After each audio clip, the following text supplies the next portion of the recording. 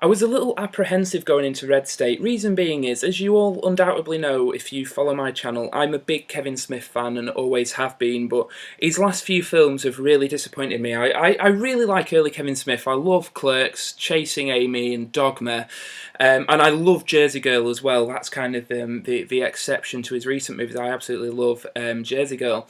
I didn't like Zack and Mary, and I couldn't sit through Cop Out, which was his last film before Red State. I thought Cop Out was just awful, just a dreadful film.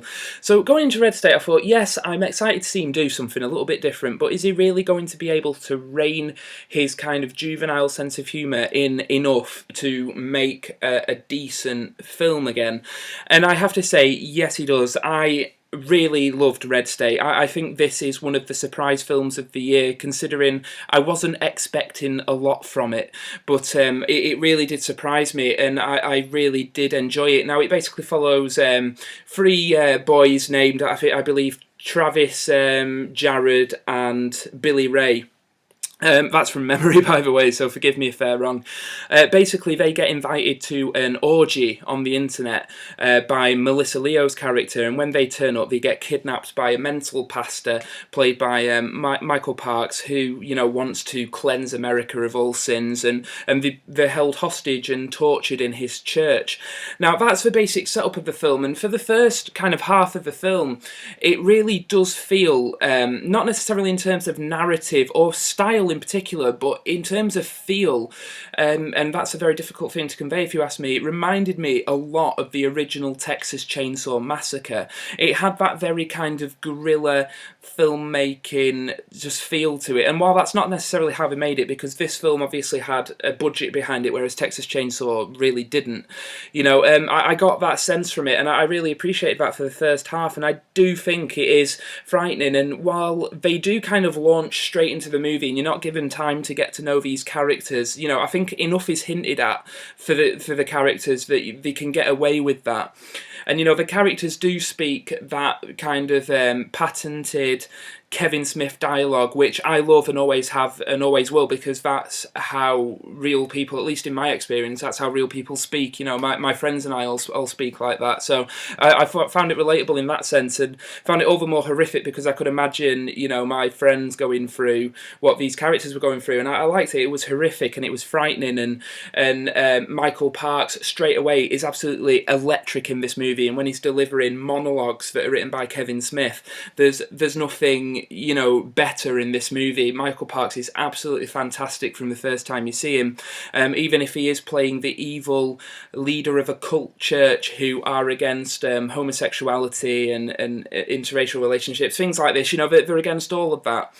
But he does manage to make the character somebody fascinating who you want to watch, and I thought that was brilliant. Now, the film is very much a film of two halves. The first half is this Texas Chainsaw Massacre horror movie, kids being captured and tortured and killed.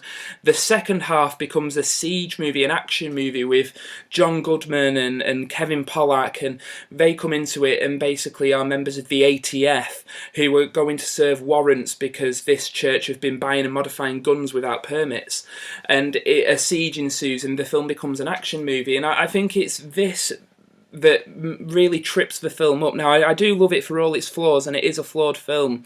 I've found the different styles very jarring. You know, all of a sudden you go from horror to action, and it was a very kind of rough transition with an awkward title card that said the time on it.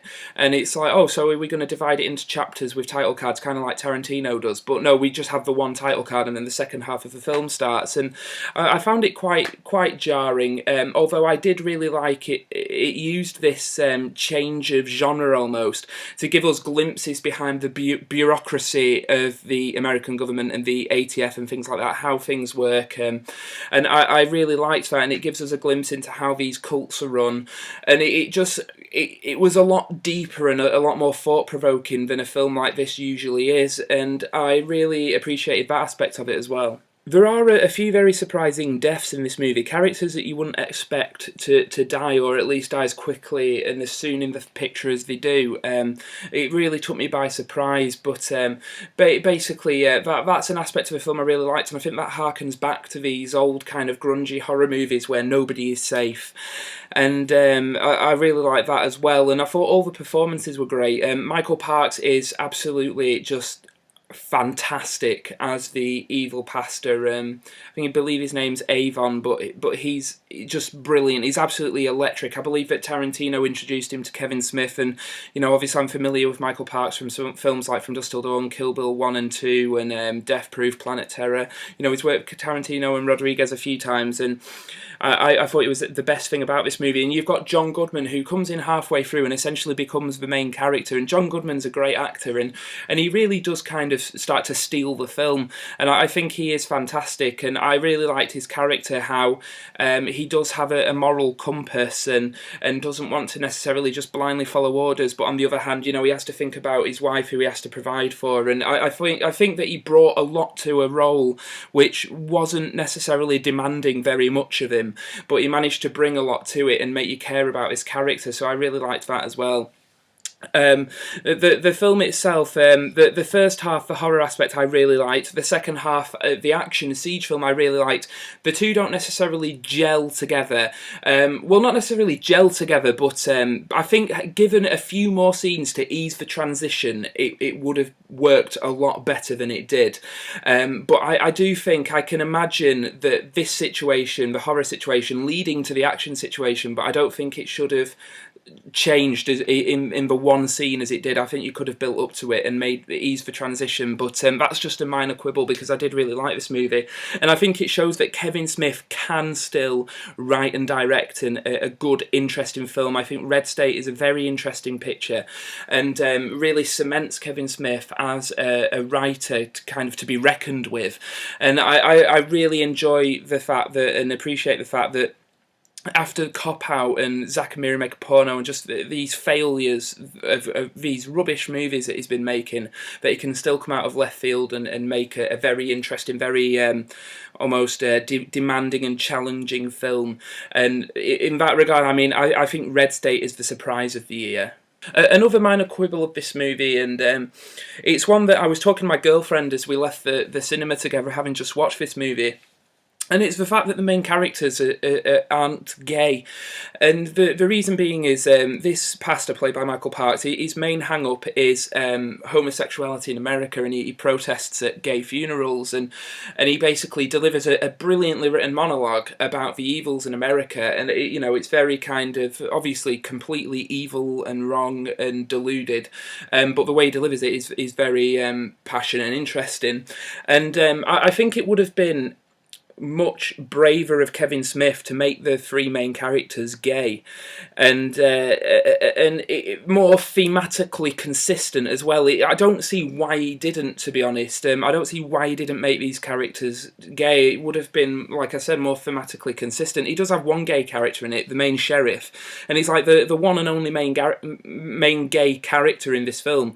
Is a fuck up essentially and can't do anything right, and I'm just thinking, like, what's Kevin Smith trying to say? He's obviously approached homosexual subject matter very sensitively in the past. I mean, look at Chasing Amy. That is a fantastic film, and I know that Kevin Smith's older brother is gay, and he's not homophobic whatsoever. But I did feel like that was a missed opportunity. I think you could have made this film a little more near the knuckle in having more gay characters in it. But that, again, is a minor quibble. There's obviously a reason that he didn't do that, but I would have been interested to see the film if he had. But overall, as I've said, Kevin Smith's script is brilliant. He directs the action and violence with aplomb. Michael Parks is absolutely electric as the evil pastor. John Goodman is consistently brilliant in this as well. Melissa Leo's really good and menacing in this, although she's a bit underused. But all the performances are great. The film is very much a film of two halves that don't quite gel together because they're lacking a smooth transition. And the ending of the film that takes place in a boardroom with John Goodman describing what happened, I thought was very good and almost very kind of Coen Brothers-like. I really enjoyed the ending. But overall, it is a flawed film. It doesn't necessarily glue together. It could have been maybe 20, 30 minutes longer to help pad out the film and make the tone more consistent. But apart from that, I think it is one of the surprise films of the year, and it will definitely be on my top 10 because it is an interesting, challenging movie, and I really appreciated it in that regard. So Red State, I would definitely recommend it. If you do get the chance to see it, go see Red State.